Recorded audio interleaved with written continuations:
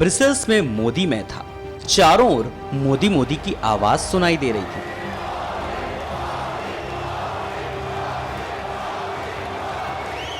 मोदी सामने बैठे हजारों भारतीय समुदाय को अपने सरकार के काम का हवाला और हिसाब दे रहे थे। जब मोदी हिसाब देने लगे तो पहले की सरकार की बात करने से नहीं चूके और विरोधियों के झूठे स्वर को भी अपने स्तर से जवाब दिया और विरोधियों के आवाज उठाने पर चाबी टाइट करने की बात भी की कि सालों से इस प्रकार की मलाई खाने की आदत वाले लोग हैं, उनकी जरा हालत बहुत खस्ता है। और परिणाम ये हुआ कि ये जो यूरिया केमिकल फैक्ट्रियों में जाता था वो बंद हो गया, वो किसान के खेत में जाने लग गया। और परिणाम ये आएगा, अभी उसका हिसाब निकल रहा है, हजारों करोड़ रुपए की चोरी बंद हो जाएगी।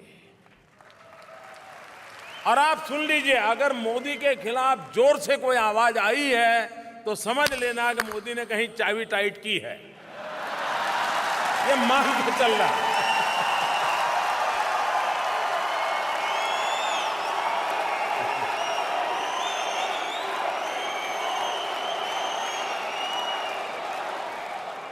आवाज जितनी जोर से आ जाए मेरे खिलाफ तो समझ लेना कि दाल में कुछ,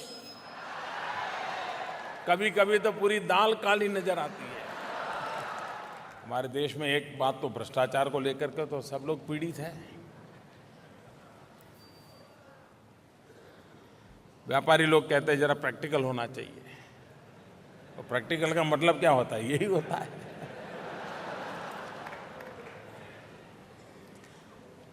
क्या करप्शन खत्म नहीं होता है? नहीं हो सकता है। मैं आज विश्वास से कहता हूं कि हो सकता है।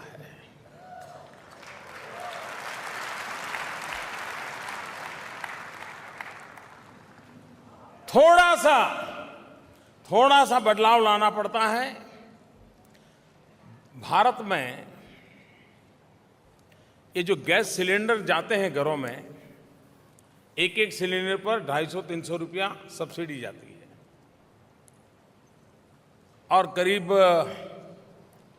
18-19 करोड़ गैस सिलेंडर जाते थे हर वर्ष और उतनी सब्सिडी जाती थी। हमने एक जैम योजना बनाई है, JAM, Jan Dhan Aadhaar mobile. Bank में जनधन अकाउंट, आधार यूनिक आइडेंटिटी कार्ड और M मोबाइल। हमने जो गैस सब्सिडी जाती थी उनको आधार कार्ड से जोड़ दिया और दूसरा किया कि हम एक गैस सिलेंडर बेचने वालों को सब्सिडी नहीं देंगे। जो गैस लेता है उसके खाते में सीधी सब्सिडी जमा करेंगे। बाजार में जाकर के उसको जो दाम है वो देना है देगा, लेकिन उसके सब्सिडी उसके खाते में जाएगी। इसका परिणाम ये आया कि पहले जो सरकारी खजाने से सब्सिडी जाती थी उसमें से करीब 3-4 करोड़ लोग पता ही नहीं चला वो पैदा हुए थे कि नहीं हुए थे, नहीं सब्सिडी जाती थी। आपको जानकर के हैरानी होगी, करीब करीब 14-15 हजार करोड़ रुपए की चोरी बड़ी आराम से हो रही थी, बंद हो गई।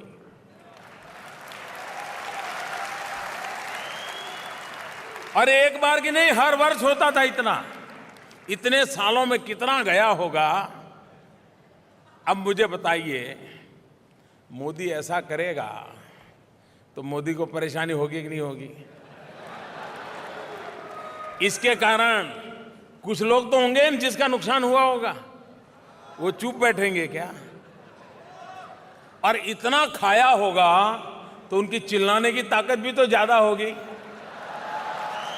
इसलिए वो चारों तरफ बोल रहे हैं मोदी बेकार है, मोदी कुछ नहीं करता, मोदी कुछ नहीं करता। ये सुनने को मिलेगा। हमारे देश में एक आदत ऐसी है कि बड़ा योजना घोषित करो, एयर कंडीशन हॉल में दिया जलाओ, टीवी अखबार में आ जाए तो आपका जय जयकार चलता है, बहुत अच्छा काम आया हुआ। कोई नीचे देखता ही नहीं क्या हुआ। मैंने हिसाब लगाया एक बार, मैंने कहा भाई देश आज़ादी को 60 साल से भी ज़्यादा समय हो गया, 70 साल हो जाएंगे अगली साल। कितने गांव ऐसे हैं जो अभी भी 18वीं शताब्दी में जी रहे हैं। 18th सेंचुरी में जीने वाले गांव कितने हैं जहां पर अभी तक बिजली का एक खंभा भी नहीं पहुंचा है। मैंने हिसाब लगाया तो करीब 18,000 गांव ऐसे मिले कि जहां अभी बिजली का खंभा 21वीं सदी में पहुंचा नहीं है। मुझे बताइए, सुनकर के आपको दुख होता है कि नहीं होता है? 60 साल देश की आजादी 70 साल होने जा रहे हैं, क्या इतना काम हमें नहीं करना चाहिए था क्या? होता है, देखेंगे। अब वहां से कहां आवाज आएगी? हमने तय किया कि ये काम करना है। मैंने अफसरों की मीटिंग बुलाई, मैंने पूछा बताओ भाई कैसे करोगे? तो बोले साहब कर तो देंगे। मैंने कहा कितना समय लगेगा? बोले 7 साल लगेंगे। तो कठिन है, ये बात ठीक है, बड़ी मुश्किल टेरेन में है। मैंने कहा भाई ये कुछ कम हो सकता है क्या? तो उनको लगा जरा प्रधानमंत्री को खुश करने के लिए कुछ तो कहना पड़ेगा। उन्होंने कहा साहब 6 साल में कर देंगे। खैर सुन लिया मैंने, मैं भी क्या करता, क्योंकि काम तो उन्हीं से लेना है। लेकिन 15 अगस्त को लाल किले से मैंने बोल दिया कि 1000 दिन में 18,000 गांव में हम बिजली पहुंचा देंगे।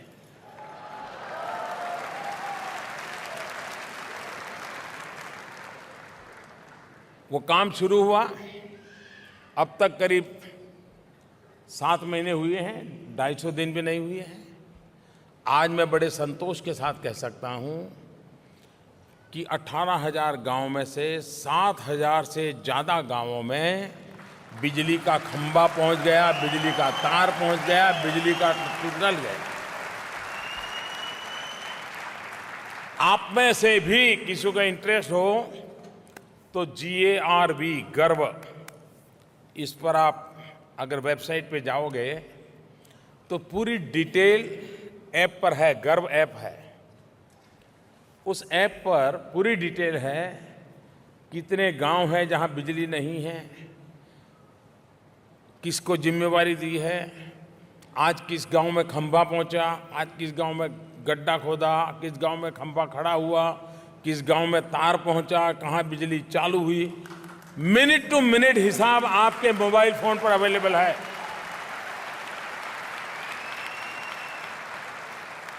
आप इस ऐप को देख सकते हो। इतनी ट्रांसपेरेंसी के साथ, और इसके कारण अफसरों को भी लगा भी अब तो काम करना पड़ेगा।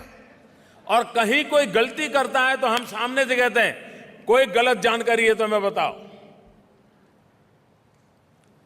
मैं समझता हूं कि ऐसी अकाउंटेबिलिटी, ऐसी ट्रांसपेरेंसी लाई जा सकती है और लाने में हम सफल हो रहे हैं।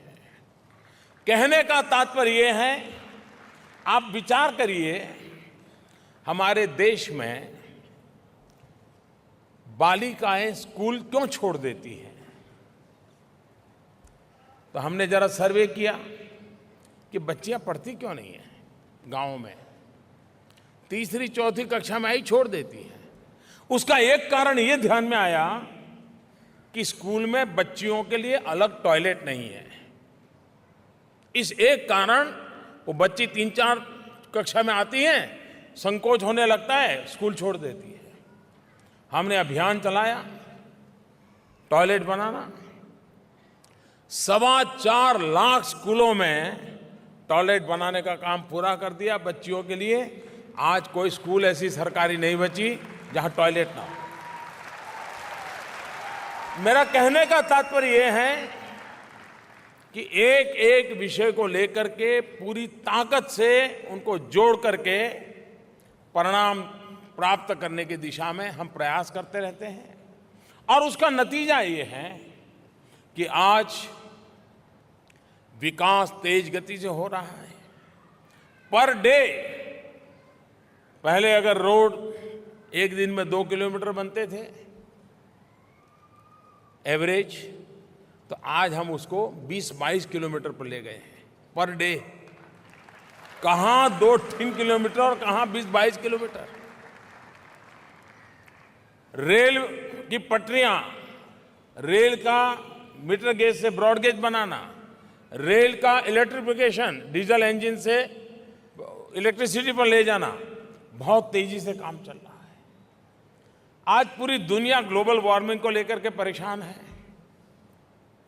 हमने तय किया कि भारत रिन्यूएबल एनर्जी की दिशा में जाएगा, सोलर एनर्जी की दिशा में जाएगा।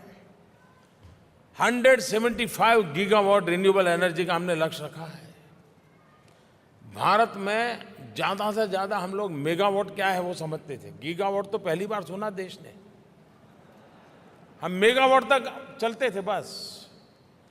पहली बार देश ने 175 गीगावाट का लक्ष्य तय किया। पूरी दुनिया को आश्चर्य हुआ, क्या भारत ये कर सकता है? और आज मैं बड़े संतोष के साथ कहता हूं कि ठीक टाइम टेबल से काम चल रहा है और भारत ये उसको अचीव करके रहेगा।